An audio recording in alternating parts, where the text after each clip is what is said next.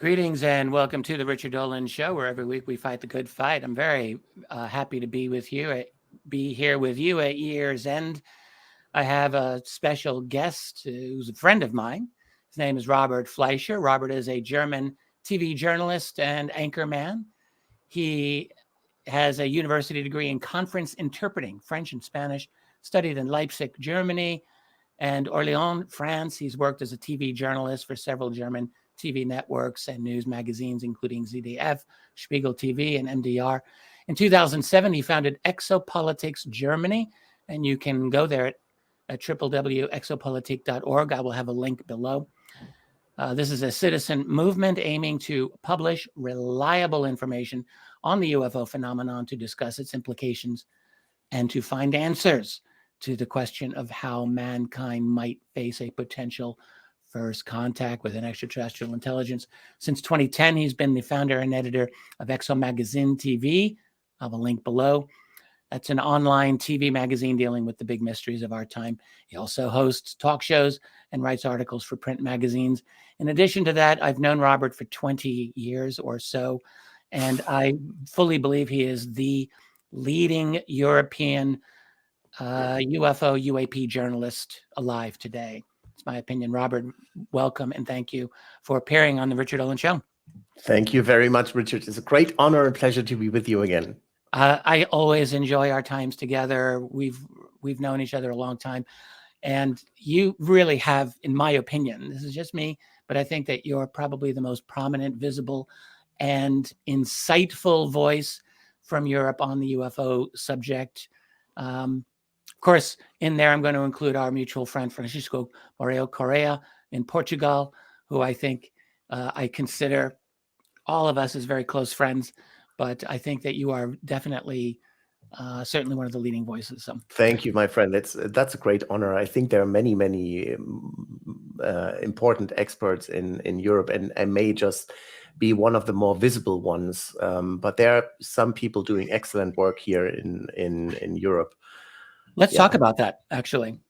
Since you wanted to, we were discussing some of the important year-end events going on. And I'll just mention, before we started recording, we were having a little bit of a discussion as to how far each of us thinks some of these UAP revelations, the forward motion of the UAP subject, maybe how far that will go. And I think you're more optimistic than I am. And I would really like to hear your take on everything that's happening.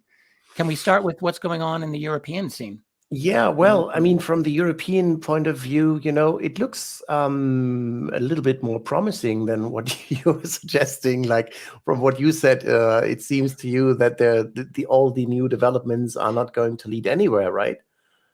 I go back and forth. I think, we have, in the last 5 years, we have made definite strides in our public discourse on UFOs or UAP. I certainly am happy about that.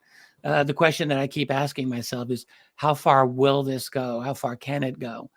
And on that, yes, I have some hesitation, I have some skepticism that it's going to go a lot farther, but I would like to be wrong. And you're very engaged in this. And so I would like to hear what you think. Okay, so let's start with Germany, because there really isn't a lot to say about Germany in terms of UFOs. There's still, I think, I'm starting to believe that they really do they really do ignore this subject in the German military and give it to the United States, who happen to have the biggest US military base outside the US on German soil, right? So I also talked to a very high-ranking German military a couple of years ago, who told me that this is actually the case, that they are handing over those cases to the United States military, and that German authorities have not been involved in researching this subject just because of the special situation after World War II, because they didn't have air supremacy. It was the Allied forces who had air supremacy. So whatever was going on in the German airspace was not in the hands of the German government or German authorities. So the subject has been a real taboo in my country. it is virtually impossible to talk about it. I went to several press conferences with the German government, asked for UFO files, and I was bluntly laughed at during those press conferences just because I mentioned UFO files. No, there's no such thing. We don't deal with this. I made inquiries to the German military, and they said there's no such thing as UFOs. There was not even one single case we could not eventually identify in terms of origin and nature 100%. So that's the German Gründlichkeit, as we say, the effectiveness of the German, I don't know what this is. Anyway, so in this hostile environment, when it comes to UFOs, I find it quite remarkable that a German university professor managed to include the subject of UFOs into his list of, into his official research agenda. I'm talking about Professor Hakan Kayal from the University of Würzburg, who has founded the Interdisciplinary Center for Extraterrestrial Research. He calls it IFEX. He's actually a satellite operator and engineer. He constructs satellites. So he comes from the engineering world, right? But he has always had an interest in UFOs because his father saw a UFO when he was still a kid. His father told him that he had seen a UFO. He now openly talks about this on interviews, so I can mention it as well. His father had worked at the airport, so he was quite familiar with airplanes. And what he saw there was a giant luminous spot in the sky which moved in a certain way. Could hardly be misinterpreted as something as an airplane or something. So he has already a couple of years ago, he included search for extraterrestrial intelligence into the agenda or into the official tasks of his university institute. But it was only this year that he also managed to smuggle in the UFO, the UAP term, because now there's the report from the UAP task force in the United States, which really did have a signal effect for German scientists, I have to say. I really have to say that this had a signal effect, because now there are more and more scientists here in Germany who publicly acknowledge their interest, who are more and more open to talk about this subject. And Professor Hakan Kayal is one of them. He has developed an automatic camera system. I wanted to ask about this. Because this made the news a bit. It's a fascinating. Well, just explain it. I don't want to interrupt. Okay. So it's quite similar to what Professor Avi Loeb from Harvard University suggested, which is an fully automatic sky scanning camera system that is connected to a neural network, which will then analyze the images and filter out all the known objects. So he has all kinds of categories like birds, planes, helicopters, what have you, clouds. And then all of those objects are automatically filtered out so that only the real anomalous stuff will remain. And I believe it uses like a learning algorithm. Is that right? Yes. Yeah. It's artificial intelligence, of course. Yeah. You have to have something like this, because if you scan the sky automatically, you will end up with 100,000 gigabytes of data that you have to look through, and you cannot just have some students sit in front of those images and look at them. So, but the problem is, I mean, he has a lot of good ideas. I would say he was Germany's foremost UFO researcher at the moment in the academic world. I would even say he's one of the very few academics who dare to touch the subject. There are some more who do not dare to go public with their interest, but he is like the one singularity in the academic world of Germany who dares to touch the subject. Lots of great ideas, however, no funding. It's just impossible. He tried to, he got in touch with several German politicians, members of the German parliament. They were quite interested, said, very nice, interesting, but no funding. So if he only had some funding, he could do some more stuff, Is this project is going? My understanding is that it's going, but maybe it's just not as broad-based as he planned. So the camera system that he installed on the roof of his university is just a pilot project. This is only like a proof of concept, Yeah. So in case they're able to acquire the necessary funding for a network of sky scanning cameras, then this would be like the first model of it, but they are not expecting to find any UFO on the videos or on photos that the camera captures, because also, I mean, this camera is in the middle of a large city, it's just not necessarily the best spot to find UFOs or UAPs. I mean, sure. I find it really interesting, by the way, that they now retermed the term to unidentified anomalous phenomena, even though I like the one before better, aerospace undersea phenomena, because it really makes you aware that this is not just in the air, it's everywhere. It's yes. been under the sea, in space, and so this makes it even harder for politicians to deal with. So anyway, that was the University of Würzburg, Professor Hakan Kayal. I have to say, I also launched some other inquiries to the German federal government back in August. I said, look, there's so much going on in the United States now that it's really hard to deny the existence of UFOs nowadays. So can you give me some hints? How does the government deal with this phenomenon? Does the government plan to declassify UAP files? Is there any cooperation with US authorities? And they wouldn't answer me at all. I sent them my email again, I sent it again, then I called them and they said, oh yeah, well, we are still waiting for a call from the Federal Ministry of Economy and Climate Protection for you to answer. And I said, what? I was wondering, why is that? Are they concerned about the exhaust of UAPs in our atmosphere, and how does it, sounds like massive Euro bureaucracy in action, frankly. Yeah. So they wouldn't say anything, and then they wouldn't even react.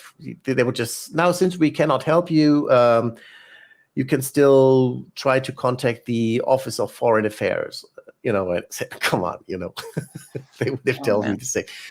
So your point yes. about the Air Force, by the way, earlier, I thought was really quite significant, and I hadn't really thought about it. The fact that Germany, after the war, did not have command of its own airspace. That was US/NATO, of which Germany is a member, but it's different. It's really, you could see the dominance of the United States here. And I suspect, or I wonder, if that extends to German federal policy relating to UFOs or UAP.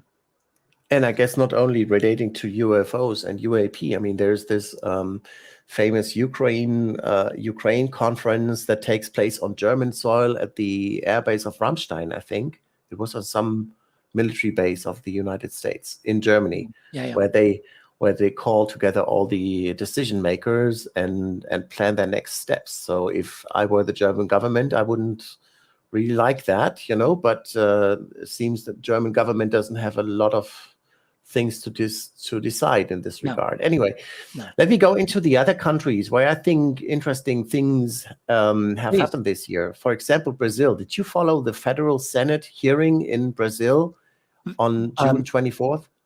I remember that it happened, but I have not dived into it. So I would love to hear the details of that. I remember when it did happen.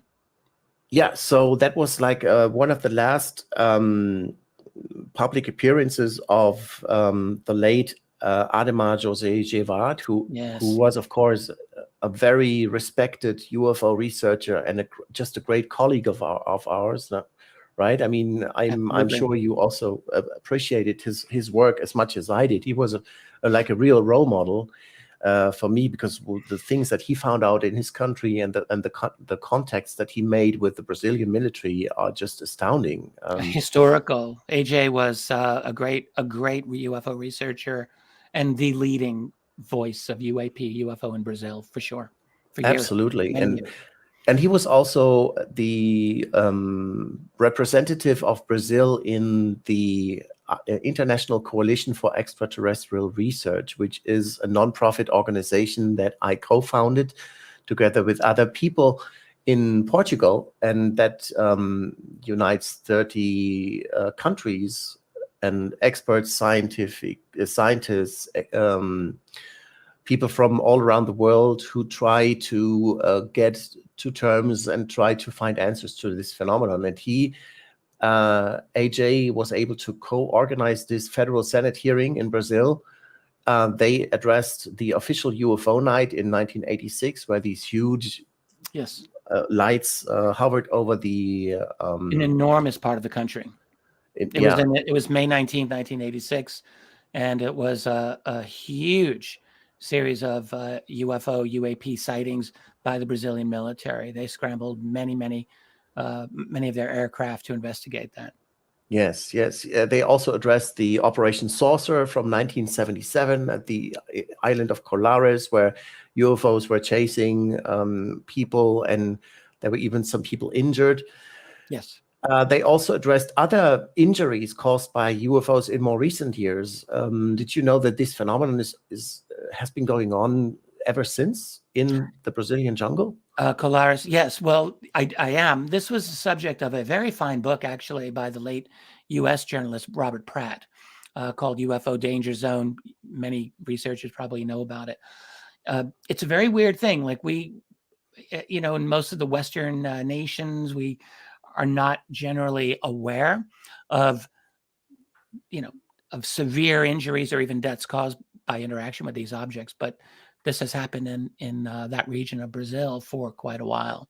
And in fact, Brazilian military were involved in investigating this. And I know that AJ was involved in getting a lot of that information out also. As far as some of the recent cases in Brazil, I don't know the specifics, but I do know that this is an ongoing situation. Yeah, I recently made an interview with Dr. Pablo Villarrubia Mauso, who is a Spanish colleague. He is a journalist. He works for Spanish television. He wrote an excellent book on injuries of UFOs that cause injuries in people in the jungle in Brazil. This book is called Las Luces de la Muerte, so the lights of death. It's not a very optimistic sounding title, but in fact, it does deal. He describes in detail about around 20 cases, I think, where this happened, not only in Brazil, and he has investigated them himself. So he went there, he talked to the witnesses, he talked to the relatives of the people who were injured. It's a fascinating book, which shows that this subject is way more complicated, so this whole aspect of UFOs causing injuries in witnesses is a topic that is relatively new in, like, let's say, the Western world, or we've heard about this from the Skinwalker Ranch, from the dirt.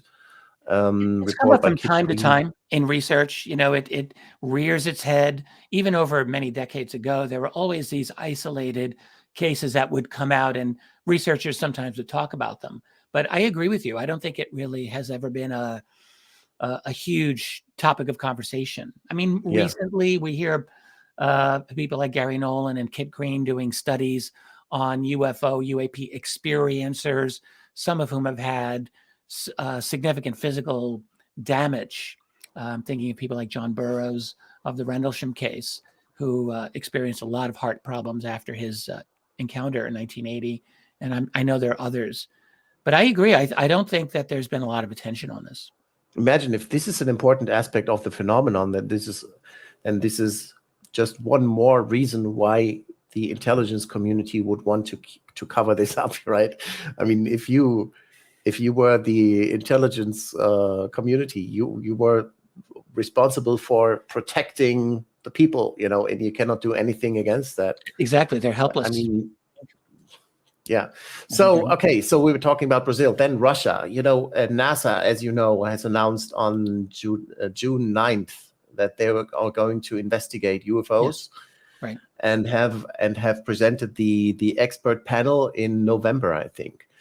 And when I heard that, I was a bit skeptic about what is going to come out of this, because two of those members of the expert panel have already pronounced themselves in a skeptical way about UFOs. I already talked about this. I think on my channel here.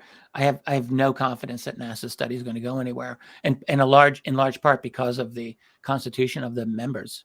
When you look into them, there's no indication that they have any real knowledge of the subject, and there's every indication that they are knee-jerk skeptics, at least most of them. So, and then there's NASA as an institution, which I don't really have a lot of confidence in on this matter. They have a long history of trashing the UAP subject. Yeah, but what's so interesting is that only 1 or 2 days after NASA announced this new expert panel, the head of the Russian space agency, Roscosmos, who was back then Dmitry Rogozin, who was fired shortly after that, but he went on state television and said that for the first time in history, that the Russian Academy of Sciences is also engaged in collecting and analyzing such cases, and that they are fully aware of what is going on at NASA, that he had talked to people from NASA, and that they both agree that it may be possible that we are being observed from outside the Earth, which is quite interesting. Indeed. Because when you speak to the Russians, I mean, this is like, we always complain about the United States being the black hole, or let's say that Germany, or but what about Russia? I mean, they must know a great deal of stuff, and absolutely. We learned a lot, when the Soviet Union broke apart. A lot of the KGB, the so-called blue files of the KGB came out. We learned about a lot of Soviet airspace violations and Soviet military encounters, Soviet civilian encounters. And then that kind of ended, and we don't really hear much. We don't hear a lot about Russian UFO sightings, but they have every bit as long and rich a history of UFOs as any nation in the West, I think. Yeah. Including UFO crash retrievals, I think. It seems to me that they had always been a little bit ahead of the United States or the Western world in terms of the paranormal and UFOs. Just think of this DIA report on paraphysics that came out in 1980 or so, which describes in great detail all the paranormal research that is being done in the Soviet Union, which then caused the Western world, of course, to start with their experiments. I always thought it was interesting too, because the Soviet Union was officially an atheist country. Very materialistic in their science, and yet they were always pushing heavy research into psi phenomena in general. It's really quite interesting about that. Yeah, that's amazing. And they were big shot into dowsing, because dowsing helped them to find resources. So that is why this was never questioned in the Soviet Union. Anyway, so this was Russia. I mean, I'm really looking forward to find out more what we can hear from Russia. But I think these days, when Putin already announced that they have some fancy new technology with new principles of physics that they could apply, some new weapon systems and stuff.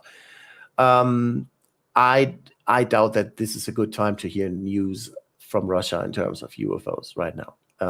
But anyway, we now know we're at the lowest point in Western Russian relations in modern history. I mean, this is far, far worse than the Cuban Missile Crisis or the Berlin airlift days of 1948. Yeah, it's a far more low point and much more dangerous. Absolutely.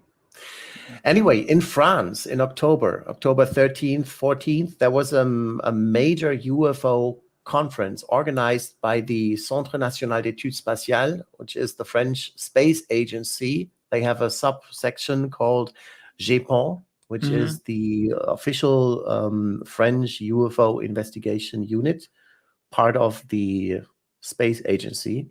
And they organized this conference, CAIPAN 2, CAIPAN 2, I don't know what that stands for, but in any case, there were around 100 scientists and experts from 13 countries invited, including the head of the Argentinian military UFO investigation unit. There were experts from Italy, from Spain, from the United States. I think there was some member of that NASA investigation or expert panel as well. There was Professor Hakan Kayal from Germany, of course. They talked about new methods to investigate UAP sightings, to analyze them, to register them, to document them. I talked to Professor Kayal about this, asked him, did you learn anything new? He said, well, it was good to make contact with all those people, but we'll have to see. So I think he's a very diplomatic person, you know. I think what he was saying was there's not so much new things internationally, and I think that when it comes to actual research of or registering UAP sightings in the sky, I think that his approach is one of the more promising approaches, which is to detect automatically and to analyze automatically anomalous phenomena in the sky. Oh, absolutely. I think it's a fantastic idea. So going back to his research, I know we've covered it, and just very quickly, but is he planning to use visible light spectrum technology, or also things like infrared and other wavelengths as well to detect these objects? As far as I'm aware, the pilot project is only visual. Yeah. Only the visual light spectrum, which is a pity, of course, because we know that most of the interesting stuff seems to happen in the infrared. Well, you got to start with what you've got, I suppose. Yeah. And so if this goes off, maybe he can do some other wavelengths as well. Yeah. So I mean, the fact alone that the French space agency has now decided to make this second big UAP conference officially, you know, and to invite people from the Argentinian Air Force, from other militaries, from several countries, speaks for itself. You know, France has always been interested in this subject. The French, I think one of the key reasons why France has been so interested in this is because they have lots of nuclear power plants. And as we know, the UFOs seem to have an interest in nuclear installations. At least that's not only the Malmstrom incident in the United States, like the French university also issued a scientific report. They made a spatial point pattern analysis about UAP sightings in the vicinity of nuclear power plants and wastelands, and they analyzed the official French statistics, and they found out that in fact there is a statistic. It is statistically proven that they show up more often in the vicinity of nuclear power plants in France. Exactly. So, didn't you and I discuss this? There's a series of sightings. I think the French authorities were calling these unidentified drones, if I'm not mistaken, just a few years ago over a series of French nuclear power plants. And I think you and I discussed this. It was quite a significant wave of sightings. And it was interesting how the French mainstream media framed this whole debate from the very beginning. Like they the French electricity company EDF, Électricité de France, they always mentioned in their press releases an aéronef assimilable à un drone, which is an aircraft similar to a drone. But in fact, they didn't say it was a drone, but for the mass media, it was like, oh, it was a drone, you know, and then they had drones flying up in their TV studios and say up. And oh, and police has to do something against those amateurs who are flying their drones into protected airspace. But then you have a member of Greenpeace who said during a parliamentary debate that there were some alleged drone incursions that were not compatible with the flight characteristics of a drone at all. They were flying with wind speeds that were impossible. They had huge spotlights on board, which is impossible. I mean, what kind of drone should that be? Are we talking about the French sightings here? Yes, Robert? the recent drone wave, drone sightings wave I think it was in 2000. When was that? 2014, 15 or so. Yeah. I was following this very closely, and what is interesting is that this alleged drone sighting wave lasted until I think it was March 2015, because then the alleged drones started to become interested in a French submarine base in the Bretagne, where the French nuclear-powered submarines are housed.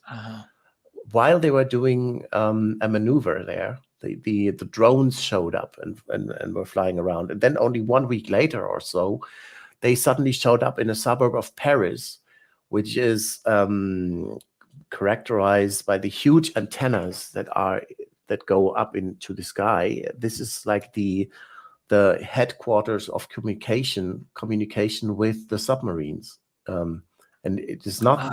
It's not nuclear related. Just itself, there's no nuclear material stored there. It's just that this is the communication headquarters for the French submarines that are nuclear powered. So sounds like why would the drones be interested in that? So I think for me, it looks like this French drone wave was way more than we were being told.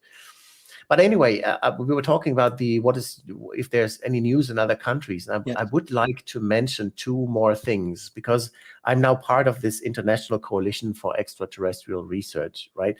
The president is Dr. Roberto Pinotti from Italy, who is, of course, Italy's foremost UFO researcher, who is from San Marino. Actually, he lives in San Marino, which is a very, very small country right in the middle of Italy. And it has its own government. The government of San Marino is also part of the United Nations, and ICER has. And I would like to commend Paolo Guizzardi in this regard, because he was the driving force behind this project, Project Titan, to try to convince the government of San Marino to propose a UN-sponsored UAP conference on the premises of San Marino, where experts worldwide would come and discuss on neutral ground their findings, because I think that's an important issue, right? National security, national interest, what have you. San Marino doesn't have its own air force. It doesn't have it may have some 2 or 3 intelligence guys, who knows? Yeah. But they do not have their own national interest in UAP. So I think this is and it's a relatively, I wouldn't say it's not an important country, of course, but there are more interesting countries around, and I think it's a good idea to organize a UN-sponsored UAP conference in San Marino, especially in this regard. So this is where people could come and discuss their findings. You also have to know that San Marino has been the place for UAP conferences for more than 30 years now. Roberto Pinotti has been organizing those conferences. I think that the last time I was there was the 32nd anniversary of that UFO symposium. And it's just incredible, all the people that he has brought there. So nothing would change. It would just be with funding from the United Nations and with official backing of the United Nations. And I find that is a fabulous idea, because the UAP subject is way it's just so important, you know, to the world, to the citizens of the world, that we cannot just leave this to one particular country or some global players, you know, like the United States, Great Britain, or France or so. I think this has to be debated on the highest in the highest ranks of international politics, which is the United Nations, of course. And then there's another project from Portugal. Sorry, yeah. Well, Richard. I'll leave it at that. I mean, I think if ICER can get actual UN support and funding, I mean, it's an important organization that's doing very excellent work. I agree with all of that. I suppose I'm at a point in my assessment of the world situation where I have little to no hope in the United Nations' ability to do anything truly productive on this. But again, maybe I'm just being overly cynical at this point. You know, I would like that to be the case. I would like to be wrong here. So the fact, what you're saying all along here is that there is actually a lot of international research, serious research going on relating to UFO, UAP. And that absolutely is a good sign. So I'm with you on that. But there's also another interesting academic research project going on in Portugal at the University Fernando Pessoa in Porto, and it's called Project Stellar. So Stellar, that is also a project that was proposed and coordinated with ICER, the International Coalition for Extraterrestrial Research. Those are sociologists,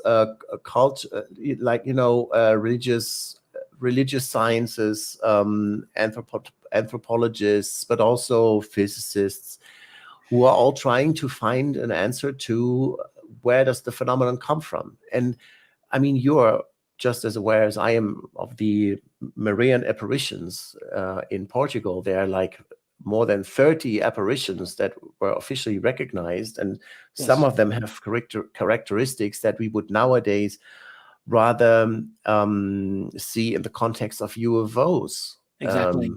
And not Fatima Marian. being the most famous example. Yes, Fatima. For sure, I would say. Yes, I mean, Portuguese Fatima researchers, I believe that they have concluded that there's a lot of hidden testimony about the Fatima sightings that, when they look into that, lead them to believe that this could very well have been an extraterrestrial event. I think. Am I wrong here? Do they? No. I agree. I mean, Yeah. What is so interesting about the Fatima event is that it was buried. All the files, the documents, were deeply buried in the church archives, right? And it is only thanks to the efforts undertaken by Dr. Fina Darmada and Joaquin Fernandez, who were able to get to access this church archive and to be able to analyze this event with first-hand reports and documents that were written up at the time when this event happened in 1910. When was that? No, during the First World War. I think 1916, 17? Yes. 16 or so 17. it is 100 years ago or more. Yeah. And it's so fascinating what they describe there. They even have physical effects, like the clothing of those people dried up during the sighting. You know, they heard voices or they heard sounds in their head. I mean, it's an incredible series of events. If someone does not know anything about the Fatima sightings, they lasted for about half of a year, and they are absolutely remarkable. Absolutely remarkable. And as you're saying, there's a tremendous amount of testimony that I think had been really put aside for many, many, many years, that these Portuguese researchers are studying. So Professor Joaquin Fernandez made I think his most recent contribution to the field of Marian apparitions is a paper on the common characteristics of all the apparition cases, and he found out that they majority happened in a surrounding, like in a scenery of oak trees and riverbanks. It's interesting. So why is that, you know? Yeah, so I mean, so you see, there's a lot of things going on internationally, and I'm sure I missed many other things that I'm just not aware of because I don't speak the languages, Right. and I have no context. We don't know anything that's going on in Africa, you know.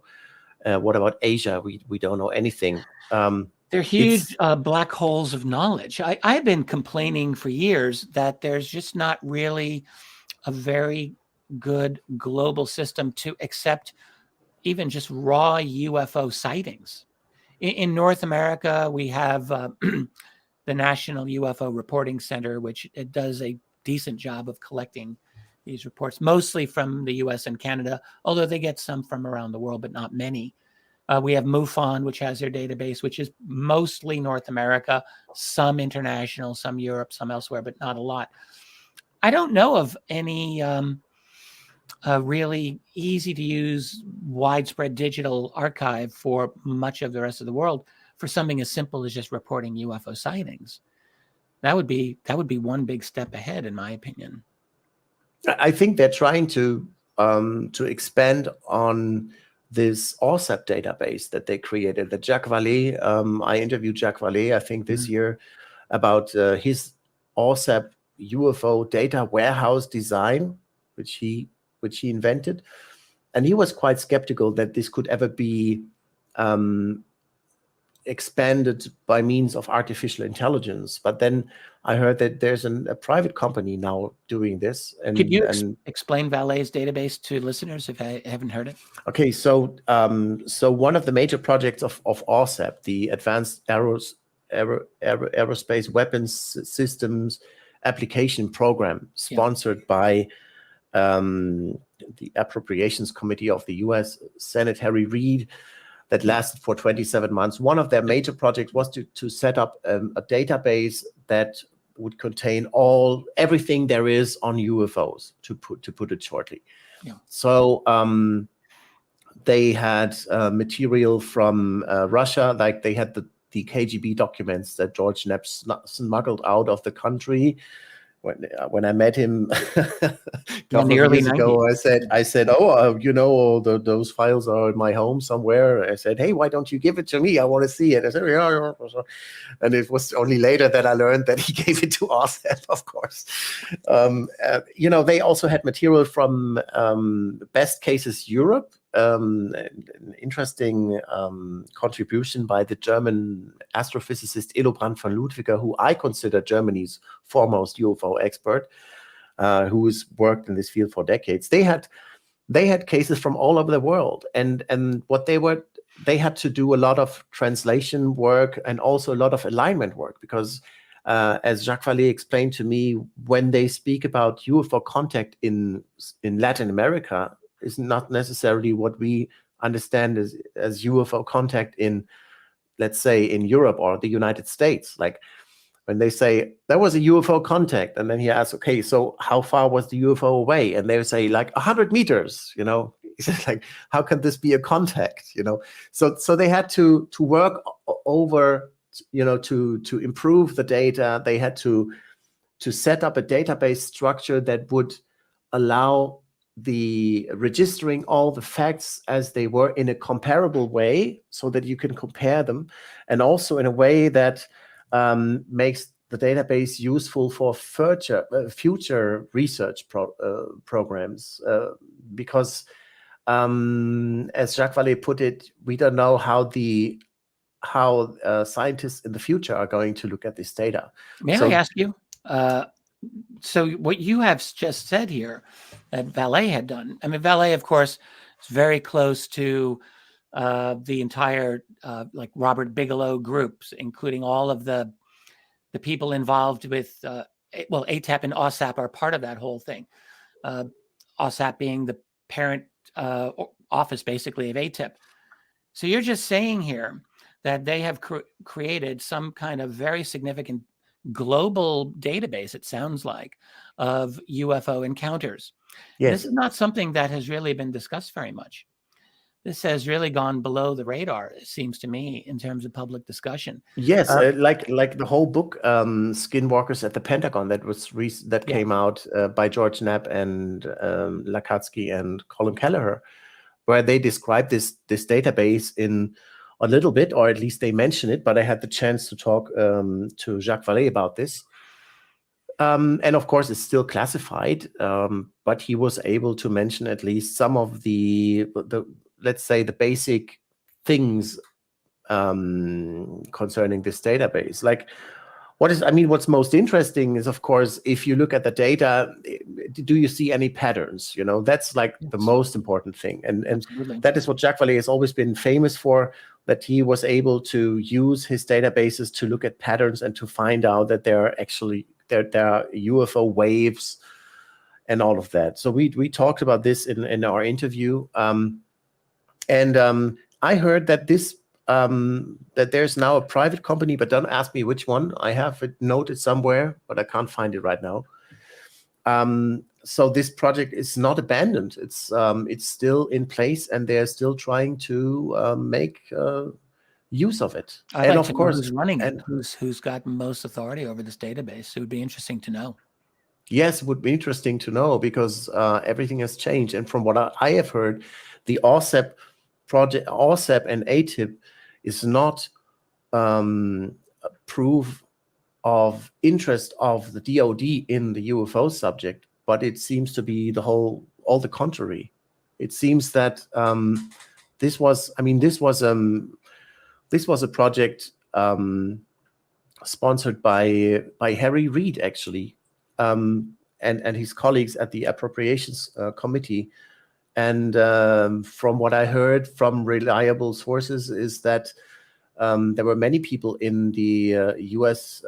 Department of Defense who wanted to kill this project as soon as possible. And that is why it didn't receive any funding anymore after 27 months. It just, they could have worked for 5 years or so, and they could have. Look at all the things they found out, and they created in this short time period, right? How far would they have gotten with funding? But it didn't have funding. There have always been factions within the U.S. Pentagon over this subject, always, and I think that's what we continue to see, is that there are factions of individuals who, for whatever reasons, are interested in promoting at least some level of openness about the UFO subject, and then other groups that are absolutely opposed to it. Last thing I'll just say, I want you to keep talking. We've got about 10 minutes left in this segment here. But the current version of the ATIP or OSAP, I guess, would be the ARROW, the All-Domain Anomaly Resolution Office. It's the current version of what was then became the UAP Task Force, and now it's ARROW.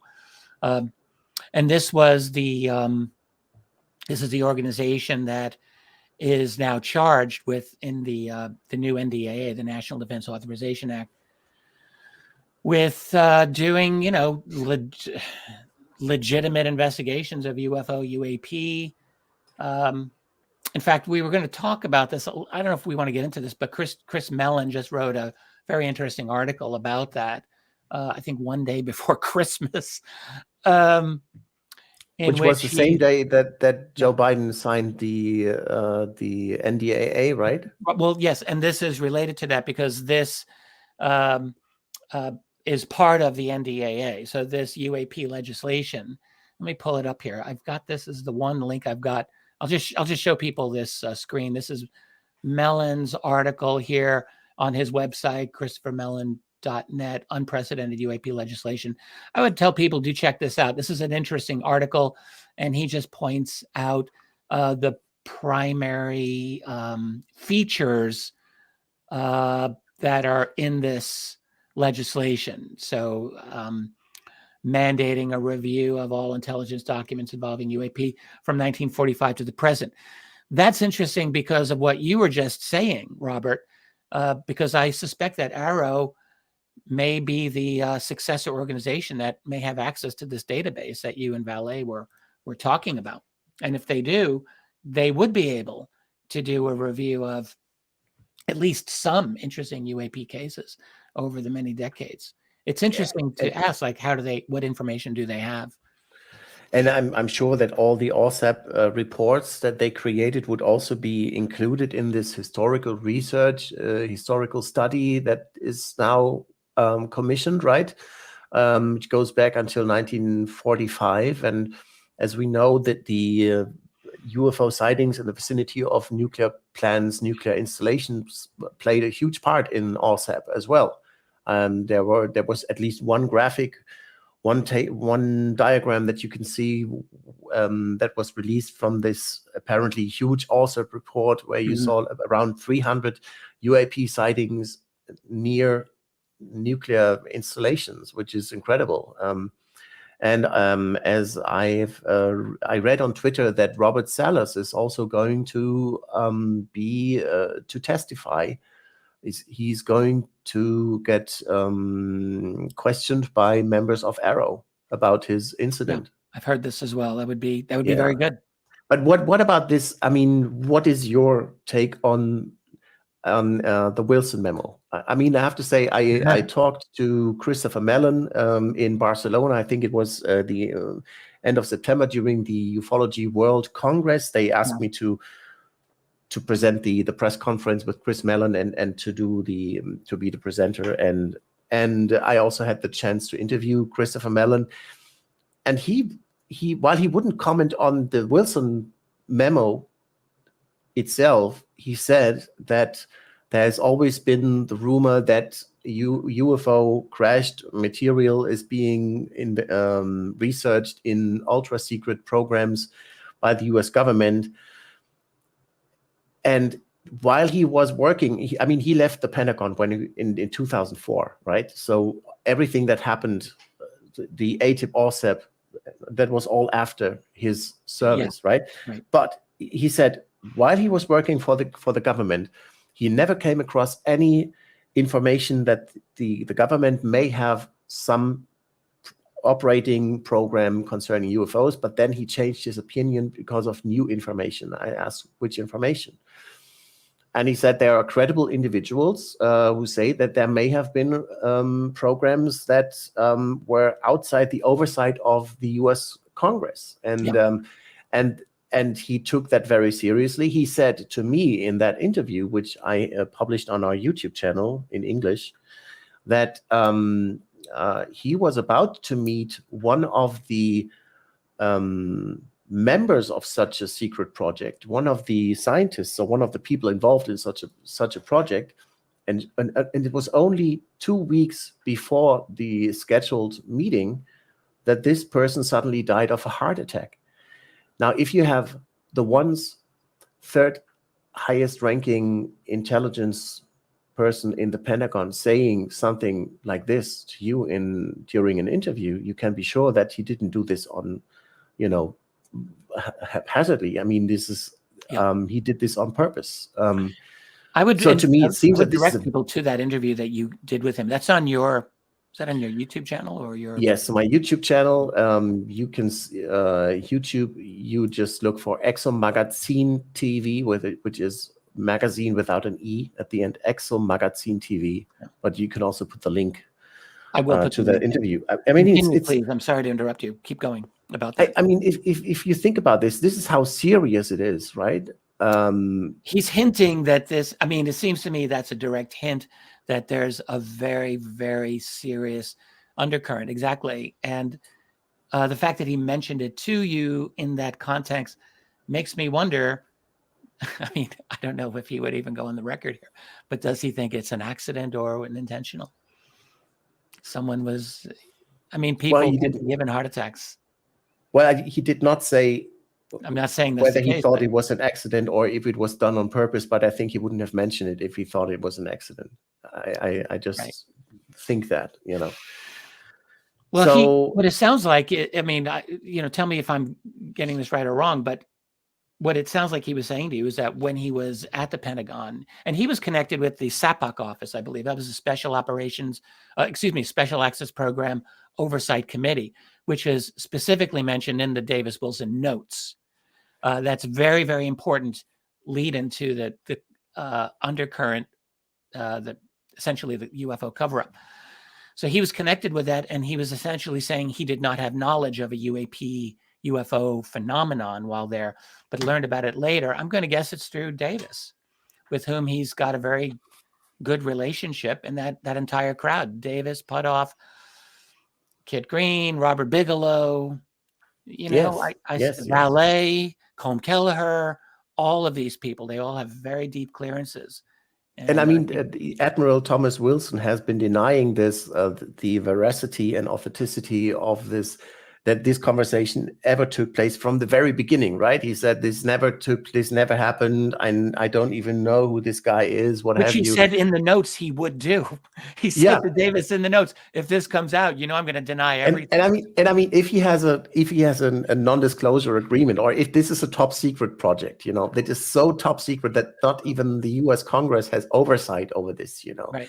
Does anyone honestly believe that he could go on the record and confirm No, exactly. This is why he does have to lie about this, of course, because otherwise he would be at the military court, right? You have journalists like Billy Cox out down in Florida, who's done really good UFO reporting for years, but he just takes Wilson at his word.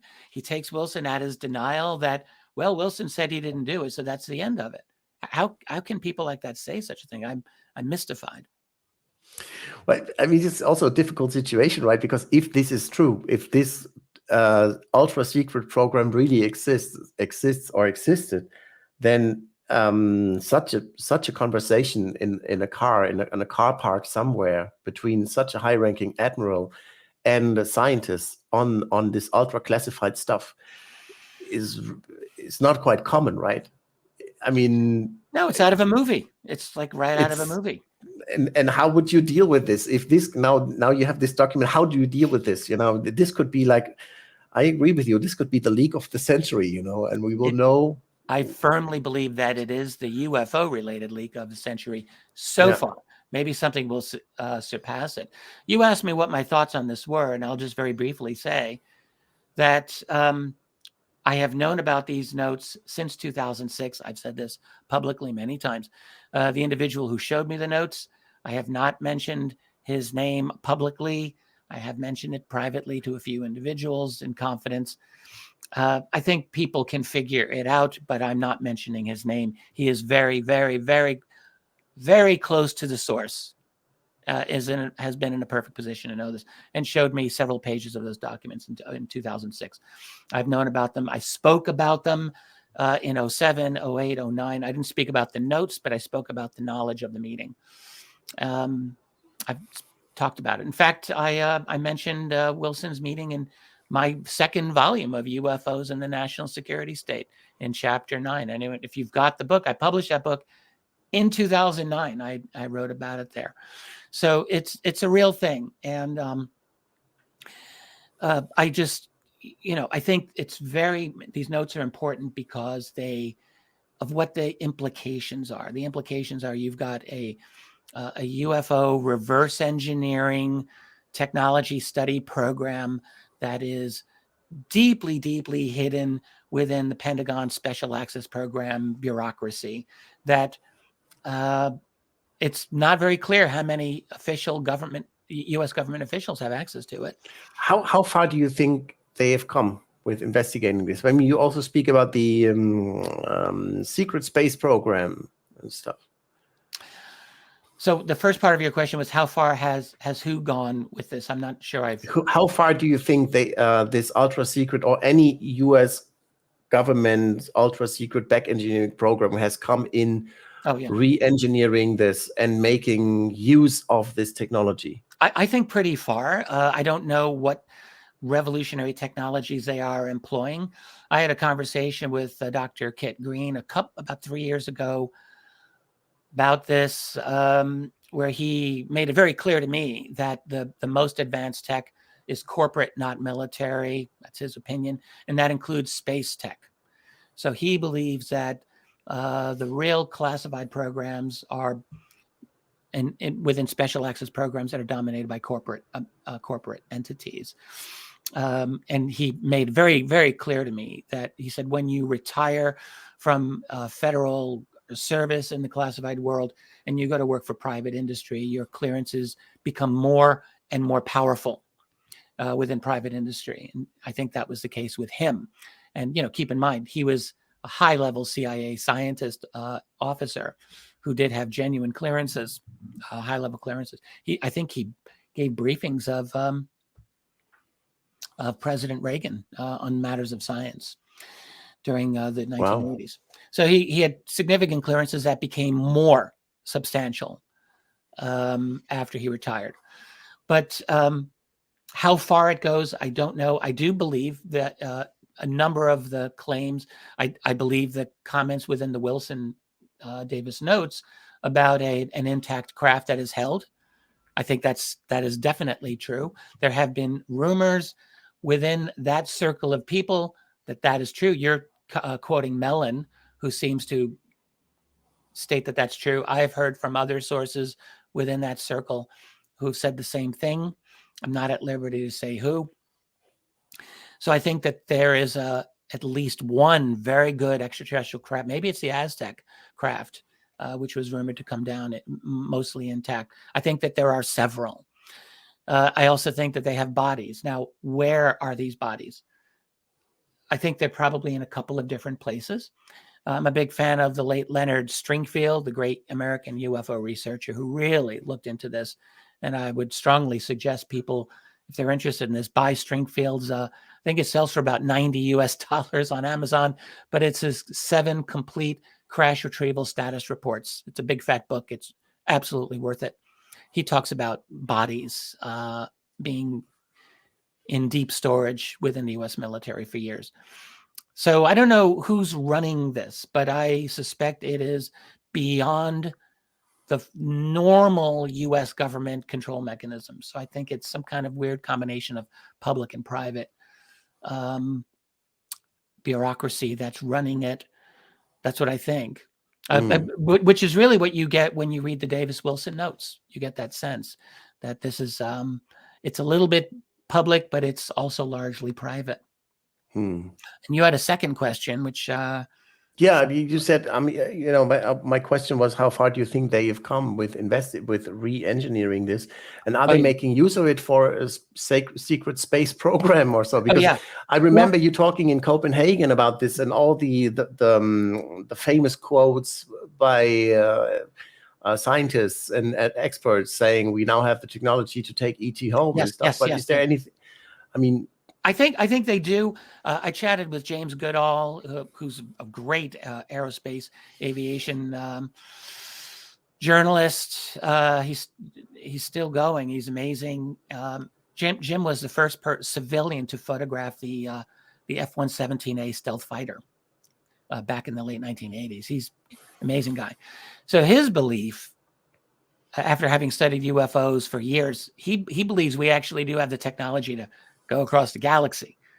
I thought that was pretty far out, but he firmly believes that. I don't know, but I do think that we've got some advanced tech. I believe the ARV story from 1988, the Brad Sorensen, Mark McCandlish story about the alien reproduction vehicle. I think that was true. So I think that we've had the some capability to go into space covertly for some time. Now, how far the secret space program has gone it's hard to separate, one story from another story. There's a lot of non-credible stories about this that have circulated for years, but I think that there are some that are credible. And all I could say, if I were to speculate, is that there is a secret space program that does involve unconventional technologies that are in part derived from UFO craft. I think there's some of that. How far it's gone, I don't know. It would depend on how far our material science is, and probably a lot of other things that I just don't know. And I'm more and more unsure whether they are extraterrestrials at all. But this is another subject, I guess. Well, we'd have to discuss it another conversation. Well, do you want to briefly? We chatted a little bit about Hal Puthoff's recent paper on ultra-terrestrials. And I know I was going to do this for 1 hour, but hell, we're more than an hour already. why don't we just go a little bit? I mean, doesn't it? Just let me ask, because I cannot go into detail now for obvious reasons. Yeah, I'm working on a documentary, or let's say on a feature, video feature on the findings of an Austrian archaeology professor and his wife, Professor Heinrich Kusch, and his wife Ingrid Kusch, in a small city close to Vienna, Klosterneuburg. And there is this huge underground facility that they dug out that was purposefully sealed by the Catholic Church in 1500 something. There are church documents saying we have to block the entrances. There are documents from the Nobel Archive in Austria that talk about some noble families being in touch with subterranean civilizations. That's fascinating. And so they dug out this place. These documents, we can assume are authenticated or legitimate as far as you. They are according to this archaeology professor Heinrich Kusch.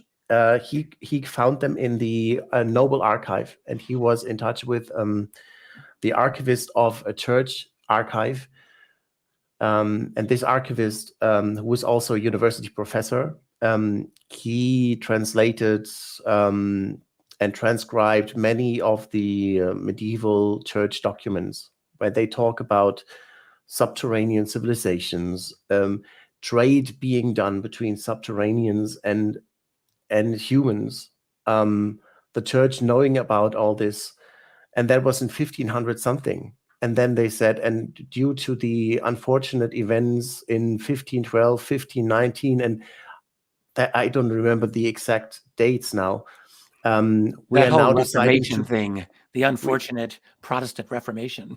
I mean, if this is Church Archive, that's probably no. They said due to these events, we now seal the entrances to this subterranean world. And when you look into the archives, what happened in those years was, this famous aerial sighting in Nuremberg in Germany and in Basel in Switzerland. And like you find, especially around this time, 1512, 1500 something, you have a lot of historic reports of UAP sightings over medieval cities, but not only in Europe. You also have that from South America. Precisely that time, that time frame, 1500 something. So I'm still investigating this, but I have to say this is an interesting new development in terms of this ultra-terrestrial hypothesis. Well, we got to find the cave. We got to find the cave. They did. I mean, well, yeah, okay. So what they did find was this underground installation, which is ancient. They found wooden pieces that were dated with the carbon-14 method to 50,000 plus years, which is impossible usually to find this. You have stone tablets, carvings with UFOs and pyramids and apparent non-human entities on these stone tablets. You have an ancient writing on this that no one can decipher. You have do we know the age of those writings? Well, this stone tablets that I was referring to was found in the Paleolithic horizon. So that is long like the oldest level of stuff that they found there. They could date this and that, and then they found this stone tablet, and that's 50,000, 60,000 years ago. 50,000 plus years ago. Before actual Homo sapiens is believed to have been in Europe, frankly. Because at 50, 60,000 years ago, you still essentially have Neanderthals dominating the European landscape, not Homo sapiens, as far as we understand. And they found ancient ceramic figures there that were buried in this underground installation in a way as if to conserve them for future generations. It's not like they found it like in a cave or so, but they were grouped in circles in the ground under lots of mud and stone, and they were put there like for us to find them, or for This is a them to whole find them. this is a whole program here. I mean, what you're describing. Yes, You're we have doing to go into this one day. I'm still working on the documentary. People are asking me why isn't it coming out? Why isn't it coming out? Because I'm still working on it. Because when you go there with a camera and you film it yourself and you crawl around there, you dig it, you have to do a lot of editing and transcribing and doing so. Well, I mean, I work. think everyone. I'm certainly on the edge of my seat, or I'm sure everyone listening is too. I mean, photographs. We have camera phones. We can take lots of pictures. Have this been done, or video? Carbon-14 dating is in the scientific record now. Is that accurate to say? And yeah, what level of work's been done on authenticating all of this? Yeah, and documenting it all, like every little artifact. I mean, has all of this been done already, or are they still doing that? They're still doing it, and interestingly, the official archaeology establishment doesn't have any interest in this particular underground. And this is in what city, Robert?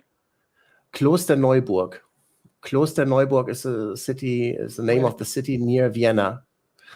But I wanted to ask you, as for the ultra-terrestrials, may I ask you a last question? What, in your opinion, actually points to the extraterrestrial hypothesis in that they really do come from other planets or star systems, besides of the Betty and Barney Hill star map? Well, I think it's, I look at, first of all, I don't necessarily say this is absolutely an extraterrestrial thing. I still maintain it's the best of the hypotheses that I can think of. But I would say sightings of mechanical craft have been seen again and again and again without any clue as to what Earth-based manufacturing infrastructure there is to create these craft. So that's one thing. The other is just the number of sightings that people have had of non-human advanced intelligences that are not identifiable from any civilization on Earth. I mean, these beings are described as looking like aliens, big heads, black eyes. But that doesn't rule out, could that be a subterranean civilization that has lived secretly? I have to think about that.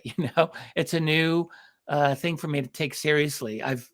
One hears claims of subterranean civilizations. I've heard this for years and years. I can honestly say I never really took them seriously. I had a hard time seeing how could this be a viable solution for thousands of years. Thousands of years. You have an advanced civilization. They're just living under the ground for that long a period of time. What are they, like mole people? I mean, it didn't make any sense to me. And E.T.'s answer seemed to be much more logical. It still kind of does to me. But that doesn't mean that there couldn't be massive underground bases of a semi-permanent nature. We know how to go deep under the ground. We know how to go deep under the ocean floor, frankly. So it's not impossible. So I'm quite interested by this new revelation. Should I say apparent revelation, real revelation? I mean, it's a really wild story, what you're saying here. It is. Absolutely. This is true, I know. I mean, damn. This is I true. know. And I'm still trying to figure it out. I mean, this guy is not, I mean, of course he is disputed in the official archaeology world, but when you look at the dispute, they say, it's not possible you can have C14 dated wood pieces of 50,000 years because we have nothing in this. And of course, it's not possible. But if you look at how it was found and where it was found, and if you look closely at the criticism, it's like the same thing with the UFO in the UFO field. It cannot be because it's, distances are too far away. Why would they come here millions of light years to our planet just to fly circles around a planet and to land here and then fly off again to their planet? It's the same level of reasoning, of arguing. I think there's a lot of reasons why extraterrestrials would be visiting us right now. Lots of reasons. Personally, I mean, I just think that we're actually a prime candidate for being observed by extraterrestrials right now.